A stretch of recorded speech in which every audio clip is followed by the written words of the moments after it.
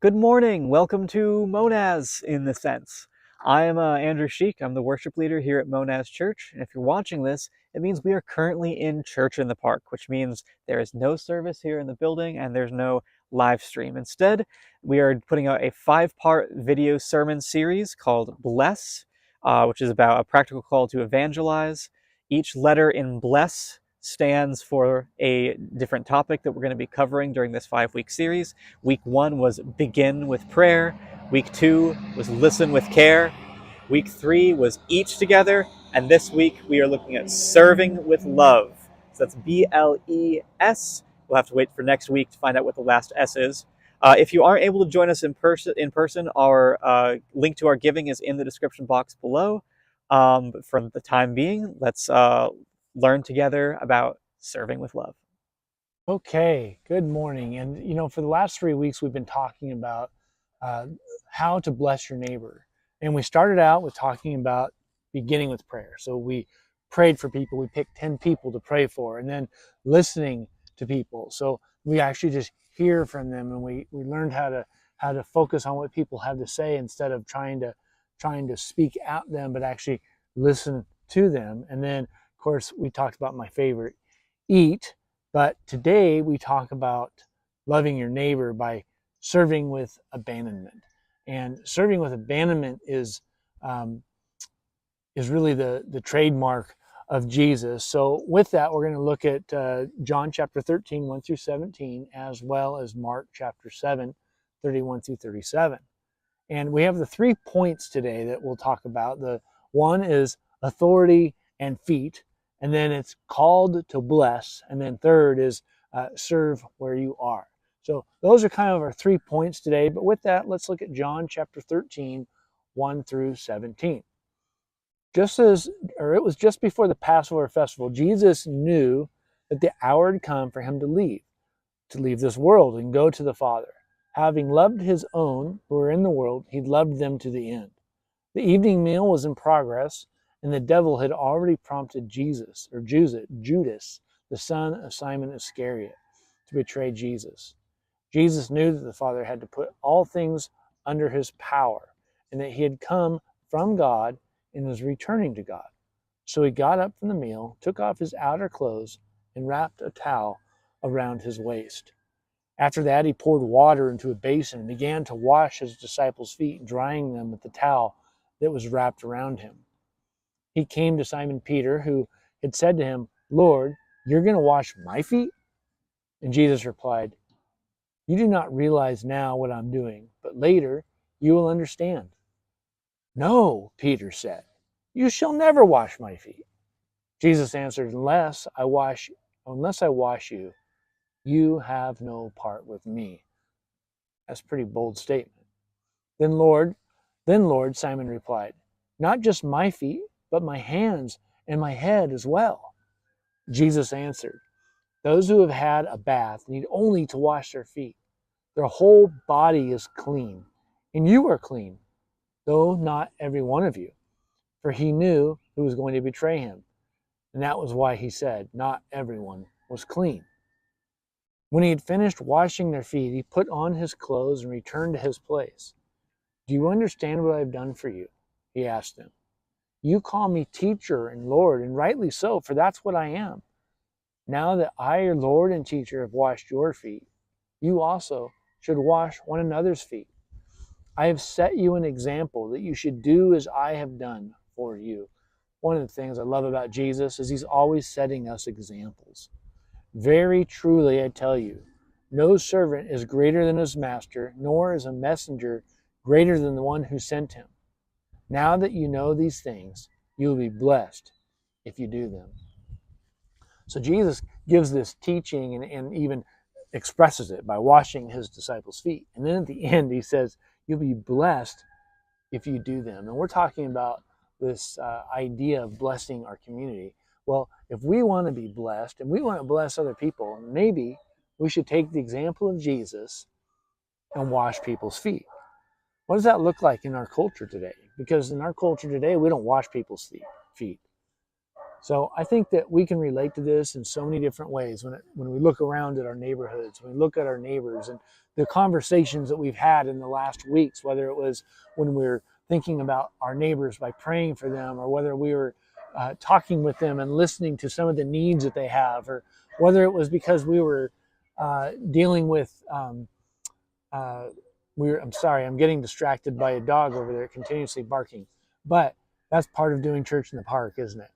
But even when we're eating with people and just getting to know them, I think we find ways and we can relate to ways that we can bless our neighbors. I'm thinking of my neighbor right now who I want to bless. I've noticed that her lawn was long, so I plan to go and mow her lawn.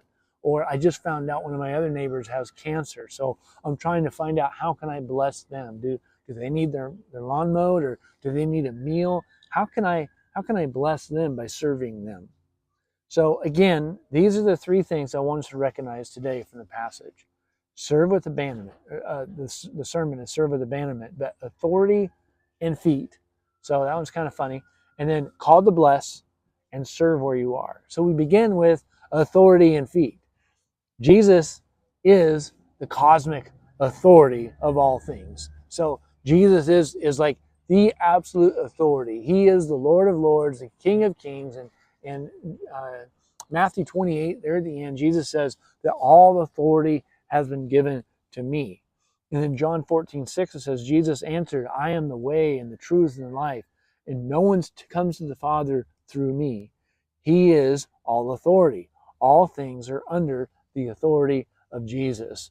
Matthew 28:18. Then Jesus came to them and said, all authority in heaven and earth has been given to me. And I just said that one a minute ago. Jesus sits at the highest position in the universe. In the entire cosmic universe, Jesus is at the highest position. As the highest power and leader, Jesus is the greatest example. So here you've got Jesus, who is this high authority. You talk about stars, you talk about the sun, the moon, everything that you see around you. He has all authority. Yeah, he comes as an example as a servant. That's just pretty cool. I just really like that about Jesus. Jesus is the flesh, and he is God in the flesh, and the maker and sustainer of everything, the King of Kings and the Lord of Lords. There's no one higher and no one with more power. Even if you don't believe Jesus to be God, you can recognize that he was respected. He was a respected teacher, that he was a respected rabbi, and he had many followers. Yet, he led as an example of servant leadership by washing feet. What is the deal with Jesus washing feet? We think to ourselves, like, who cares if Jesus washed feet? Like, what is the big deal with that? Imagine the feet of a common person in the ancient Middle East. So I just want you to think, you're not talking about people that are wearing, sneakers and socks and closed-toe shoes. And they're really gross. The feet of these people were gross. It was routine practice when you go and you share a meal to wash feet. But the washing was done by the lowest ranking person in the home. Many people back then had servants, and the servants would wash the guests' feet before they had a meal. This was a gross job. And as I think about comparing this job, it'd be similar to unclogging a toilet in a public restroom. I mean, disgusting. Imagine the feet that these disciples had.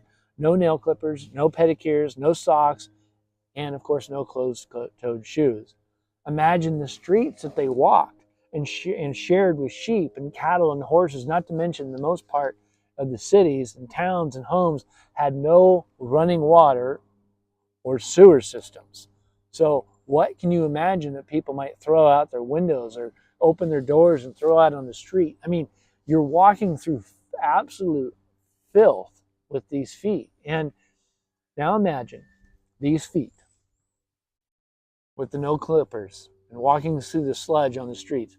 Now imagine reclining to have a meal. And we're not talking about sitting at a table like this. These people would sit like their feet up, Here they are, sitting there having a meal Your guest's feet would be within close proximity to your head and the food that you're eating. Can I say yuck? Like, totally disgusting. Like, no thank you. You can keep your feet to yourself. I think I'll pass. I'll go home and have a meal, right? I'll go to McDonald's.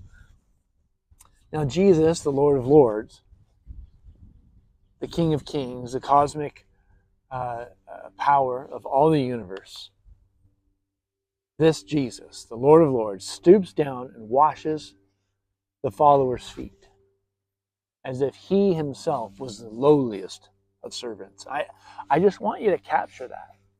I want you to understand what Jesus is doing here. This action was not just a kind gesture, but a cosmic paradigm shift. I mean, this is not normal. Shifting the minds of his followers from serve me leadership. That's what they're used to. That's what the Pharisees did. Serve me, look at me. I'm special. Everybody serve me and feed me, take care of me. Everybody bow to me. Instead, Jesus washes feet. Shifts the minds from his followers from serve me leadership to let me serve you leadership. Let me serve you. Not just serve you, but serve you with the lowliest job. Let me unclog your toilet. Let me, as we grow older, unfortunately, sometimes we have to have people help us use the restroom. So it'd be like, let me help you in the restroom and clean up after you, right? Like, this isn't something that just everybody wants to do. We must serve with abandonment. And Jesus represents that, serving with abandonment. If you want to reach your neighbors with the gospel, Jesus is telling us to follow and do as he did. We have to serve. And this leads us to point 2, is called to bless. And we're going to look back again at John chapter 13. I'm going to read 13 through 17. And it says, you call me teacher and Lord, and rightly so, for that is what I am. Again, pointing to who God is, who Jesus is as the authority. Now that I, your Lord and teacher, have washed your feet. He doesn't mention here that he's the Messiah. Washed your feet. You also should wash one another's feet. You also should take the lowliest position. I have set you an example that you should do as I have done for you. Let me ask you about your leadership style. Do you set an example for other people? The way you lead? Do you lead by example? Do you serve the people that are serving you? Or do you just expect them to serve you all the time? He says, very truly, I tell you, no servant is greater than his master, nor is a master greater than the one who sent him. Now that you know these things, you will be blessed if you do them. Jesus' message is simple. It's now our turn to serve the way Jesus did. He's calling us to be servants. It's time for us to set aside our crown, whatever that is. I don't know. We all have different things that we're the king of our own castle or whatever. It's time for us to set aside our crown and wrap an apron around our waist and go to work serving our neighbor. Jesus set the example, and then he says that we should follow his example. Jesus has left us with no excuses. Jesus is the King of Kings, yet he's willing to serve his students, washing their disgusting feet. Before we can talk about how and who to serve, we need to remove the excuses that we all tend to make. What excuses do you make to avoid serving your neighbor? Here's some of the excuses I've come up with. I don't have time. I'm tired. It's not convenient right now. But I wanted to go fishing this weekend, or as many of you know me, I wanted to go hunting this weekend. I wanted to go hunting this week. My tag is only good for so long. I got to go now or I don't get to go. Well, what kind of a servant am I that would say, my neighbor is dying and going to hell, but I'm too busy to serve them right now, which is the very thing that needs to happen for them to receive Christ. Whoa, I don't ever want to do that. There's no hunting experience, there's no fishing experience, there's nothing I could do that would be more important than their salvation. Oftentimes I think the real excuse is that we don't want to admit it. The real excuse that we don't want to admit is pride. Sometimes our pride just gets in the way. I don't want to serve. I don't want to clean somebody's feet. I don't want to clean somebody's bathroom. I don't want to clean somebody's house. I'm above that. Well, Jesus didn't have pride, yet he was all authority in heaven and earth. Imagine the one with the most authority, the one that has all power, the one that can heal an ear or heal a cripple or can make somebody blind that can see, and he has no pride. And he's willing to actually serve his disciples, the people that are following him. And Jesus calls us to stop making excuses and serve your neighbor, to serve with abandonment. Now that we have removed the excuses, now it's time to figure out, who do we serve? Who are we going to serve and how are we going to do it? And number 3, the point is, serve where you are. Who are we going to serve and when are we going to serve? It's simple. Serve where you are. To understand who and how to serve, let's look at how Jesus served the community. So we look at Mark chapter 7, verse 31 through 37. It says, Then Jesus left that vicinity of Tyre and went through Sidon down to the Sea of Galilee and into the region of the Decapolis. There some people brought him a man who was deaf and who could hardly talk, and they begged Jesus to place his hands on him. After he took him aside from the crowd, that's an important point there, Jesus puts his fingers into the man's ears. Jesus is something. Then he spit and touched the man's tongue. Did he put his fingers in his ears and then spit on his fingers and touch? Did he spit? I don't know. He spits and touches the guy's tongue. He looked up to heaven and with a deep sigh said to him, Ephphatha. I think that's how you say it, which means be opened.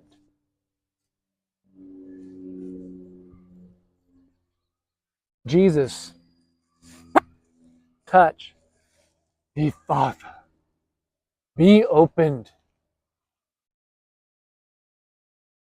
Man, I know this seems weird that I'm like pausing here, but I can picture Jesus doing this. Like, and the guy sitting there like, what is happening? His disciples watching, what is happening? He says, be opened. And at this, the man's ears were opened and his tongue was loosened and he began to speak plainly. What a beautiful picture this is, man. Jesus, the King of Kings, the Lord of Lords, the one that heals and takes care of people and just loves people and is real with people, and then he washes people's feet. Wow. Jesus commanded them not to tell anyone, but the more he did so, the more they kept talking about it. People were overwhelmed with amazement. And that's kind of what I'm feeling right now. I'm overwhelmed with amazement. I'm not watching this happen. I'm just reading about it, but I'm picturing Jesus in the streets of Jerusalem or in the streets of Decapolis or wherever he is and wherever he goes, because Jesus serves wherever he's at to whoever comes along, right? The people were overwhelmed with amazement. He has done everything well, they said. He even makes the deaf hear and the mute speak. Man, I love the stories of Jesus. If I could just, I say that, if I could just be there, I get to live my life with him in me through the Holy Spirit. The first thing we see is who Jesus served. Verse 32, there were some people there, wherever he was, in the Decapolis, wherever he was, wherever there is. There is over by that picnic table, and there is over in the street, or over at the church, or over there on the playground. There. That's there. Some people brought to him a man. It doesn't even name the guy. We don't know who he is. He's just a guy that can't hear and a guy that can't speak. That's who he is. Jesus served wherever he was. If there was someone in his proximity, he served them. Jesus served his disciples in the upper room. Jesus served the deaf man who he didn't even know. Jesus served the whole world on the cross and with his teaching. Jesus just served wherever he was, whenever he was, and with whoever he was with. We should serve as Jesus served. That's our call. Serve your discipleship group. Do you have a discipleship group? Serve them. Bring them food. Bring them a treat. If somebody in there like myself that can't eat sugar, bring a sugar-free something. Bring a watermelon. Bring something. Serve. Serve at the church. Millions of ways to serve at the church. I might be exaggerating with millions, but I'm talking a lot of ways to serve at the church. Serve your neighbors. All of them. Your neighbor, who is your neighbor? It's your enemy. It's the people that live next to you. It's your best friend. Serve your neighbors. Serve everybody. Serve with your discipleship group in the neighborhood. So the same discipleship group you served last week, join with them and serve somebody in the neighborhood together. Serve on mission across the ocean. Wherever you go, that's where you are to serve. So second, we notice how Jesus served. So first we look at where he served, who he served. Now we look at how Jesus served.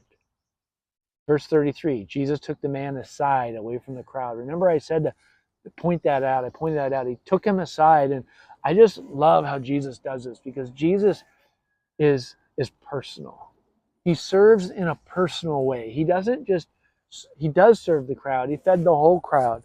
But in this particular instance, it's a personal servant for this man. And this man, if you think about it, he was deaf and he had this speech impediment, or he couldn't talk, or he had an impediment of some sort, and he was familiar with being the center of attention. Everybody would look at him.